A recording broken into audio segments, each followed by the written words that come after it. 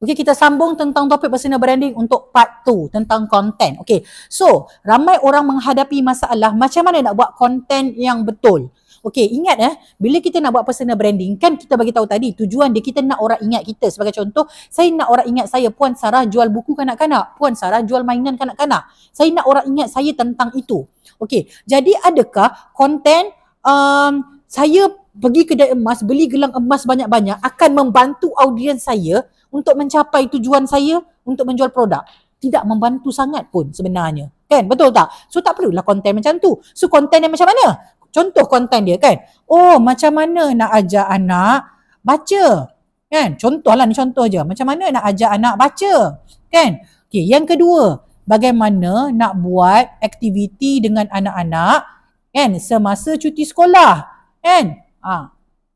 Contoh lagi, saya buat konten pagi tadi, bagaimana aktiviti memanjat ni boleh menjadikan anak kita lebih bijak. Kenapa? Sebab yang penting, konten kita mestilah boleh menarik audiens kita, ibu bapa tu, kepada kita. Dia tarik audiens tu, dia tarik audiens yang kita nak, audiens yang kita target. Faham tak? Dia tarik. So contoh, bila saya buat konten, adakah aktiviti bergayut ni akan memberi menjadikan anak kita yang lebih bijak? Katakan topik tu adalah kontroversi punya topik, kan? So, audiens saya, ibu bapa yang ada anak-anak ni, sebab topik cerita, konten saya kan pasal anak, aktiviti anak. Diorang akan datang kat video saya, diorang akan komen, kan? Dan, dia akan realise, kenapa dia ni sembang pasal benda ni? Oh, dia ni sebenarnya jual buku dan mainan kanak-kanak. Mungkin ada buku yang sesuai untuk anak aku. Mungkin ada mainan yang sesuai untuk anak aku. Dia akan realise benda tu, dia boleh kaitkan benda tu. Faham tak? Dia boleh kaitkan konten kita tu dengan apa yang kita jual.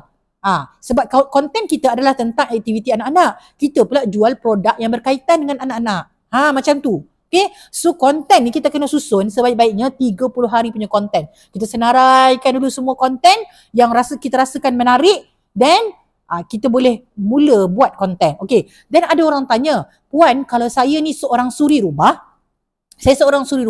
ada anak 2 orang, lepasan SPM. Saya tak ada degree, saya tak ada diploma. Kan, saya ni hanyalah suri rumah yang jaga anak 2 orang. Adakah saya boleh buat personal branding untuk bantu bisnes saya? Boleh ke tidak? Sebab saya ni bukan cikgu, saya ni bukan pensyarah, saya ni bukan orang yang belajar universiti ni, contoh Jawapan saya, boleh. Kenapa boleh? Sebab you ada authority kerana you ada anak. You ada anak kan? 2 orang. So you ada pengalaman mengendalikan anak. You ada pengalaman menjaga anak-anak. Jadi you boleh gunakan pengalaman-pengalaman you tu untuk berkongsi, memberi value kepada ibu bapa supaya mereka realise yang you ada jual produk buku dan mainan kanak-kanak. Tapi make sure kalau kita ni bukan, katakanlah kita ni bukan orang bidang pendidikan awal kanak-kanak, kita refer dulu buku-buku yang ditulis oleh orang-orang yang pakar dalam pendidikan awal kanak-kanak sebelum kita mula berkongsi, supaya kita tidak salah dalam memberikan maklumat. Takutlah sepatutnya aktiviti tu untuk koordinasi mata dan tangan. Tiba-tiba kita digatal lagi cakap aktiviti tu untuk vestibular, untuk merangsang deria vestibular. Kan dah salah bagi maklumat. So, kalau katakan anda adalah seorang suri rumah yang hanya ada anak, adakah anda boleh buat personal branding? Yes, you boleh buat. Tak ada masalah. Jangan risau. Okay, jangan risau. Sebab apa? Pengalaman kita mengendalikan anak-anak itu adalah satu pengalaman yang tidak boleh dibeli. Dan untuk kita memastikan maklumat yang kita sampaikan tu adalah tepat, jelas, pastikan kita rujuk dulu kepada buku-buku, kepada panduan-panduan, atau kalau kita boleh berjumpa terus dengan orang-orang yang pakar dalam bidang pendidikan awal kanak-kanak. Kita dah verify dulu maklumat tu, barulah kita kongsi dan share. Yang penting kita rajin membaca, kita banyak buat rujukan. InsyaAllah apa yang kita kongsikan tu bermanfaat untuk audiens kita dan akan membantu kita untuk menjual buku dan mainan kanak-kanak. Okay, so part yang selepas ni saya akan share macam mana nak dapatkan konten pula untuk korang punya media sosial untuk korang buat personal branding.